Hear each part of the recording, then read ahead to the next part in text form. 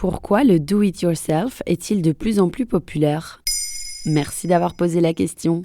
Vous avez sans doute vu passer sur TikTok ou Instagram des influenceurs tricoter leurs propres pulls, personnaliser leurs vêtements en les brodant ou faire leurs propres tasses en céramique. C'est la tendance du DIY, do it yourself ou fais-le toi-même. C'est le terme anglais pour parler des travaux manuels. On parle aussi de crafting. Le concept n'est pas nouveau bien sûr. Pendant des siècles, les vêtements étaient par exemple produits localement de façon artisanale ou au sein même du foyer. On pense aussi bien sûr aux grands-mères qui tricotent leurs propres pulls. Mais le fait maison connaît un regain de popularité aujourd'hui, notamment chez les jeunes générations. Et dans différents domaines comme la cosmétique, les produits ménagers, les bijoux, les vêtements, la décoration. À quoi est dû ce regain de popularité ? Il y a deux facteurs principaux. Le premier est l'écologie. L'industrie de la mode est l'une des plus polluantes du monde. Et la jeune génération, qui se sent fortement concernée par le changement climatique, le sait. Le fait main est une alternative à la fast fashion et aux produits industriels qui viennent de l'autre bout du monde. Une jeune néerlandaise a par exemple créé la plateforme Fixing Fashion pour apprendre à coudre ses vêtements et les réparer. Ça vient aussi de l'idée que les produits faits maison sont meilleurs pour la santé. Et l'autre raison ? C'est la pandémie de Covid-19. Mais ce qui semblait être une tendance temporaire s'est installé plus durablement, notamment grâce à l'effet du DIY sur la santé mentale.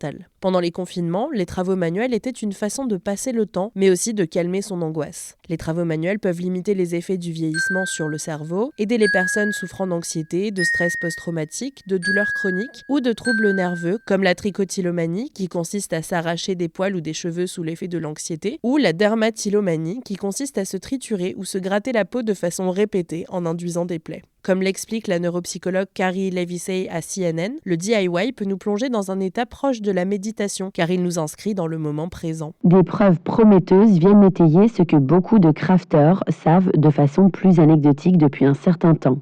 À savoir que la création, qu'il s'agisse d'art, de musique, de cuisine, de patchwork, de couture, de dessin, de photographie ou de décoration de gâteaux, est bénéfique pour nous à plusieurs égards importants. Cette tendance pourrait se pérenniser avec le télétravail généralisé par exemple. Et comment s'y mettre ? Si vous êtes 100% débutant, il existe des kits avec tout le matériel pour commencer, vendus dans les magasins de travaux manuels pour une vingtaine d'euros. Pour commencer le crochet, la broderie ou même le kintsugi, cette technique japonaise pour réparer la porcelaine ou la céramique brisée en la sublimant avec de la poudre dorée. Vous pouvez également chercher des influenceurs sur TikTok, Instagram ou YouTube, comme Marcel Gracieuse pour les vêtements ou Aurélie Lapoule pour le tricot, ou vous inscrire à des cours. Les boutiques indépendantes de travaux manuels en proposent souvent. Et bien sûr, pour l'inspiration, le réseau social Pinterest est la mecque du fait maison.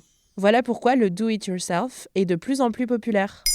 Maintenant, vous savez, un épisode écrit et réalisé par Antonella Francini. Ce podcast est disponible sur toutes les plateformes audio et pour l'écouter sans publicité, rendez-vous sur la chaîne Bababam Plus d'Apple Podcast.